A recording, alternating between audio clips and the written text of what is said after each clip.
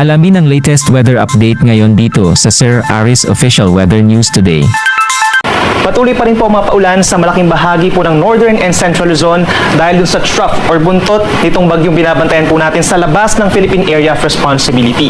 Habang sa may Southern Luzon, Visayas and Mindanao, may mga malalakas pa rin po ng mga pag-ulan ngayong araw dahil pa rin sa southwest monsoon as enhanced by severe tropical storm with international name na Bibingka. Si Bibingka po ay huling namataan higit 1,600 kilometers silangan ng Batanes. Nasa labas pa rin po yan ng ating Area of Responsibility at may taglay na hangin na 95 kilometers per hour.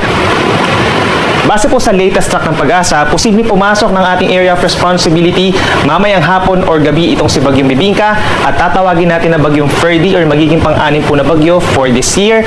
Pero after a few hours, lalabas din ito ng ating PAR patungo po sa may southern islands of Japan kung saan posible pang lumakas as a typhoon.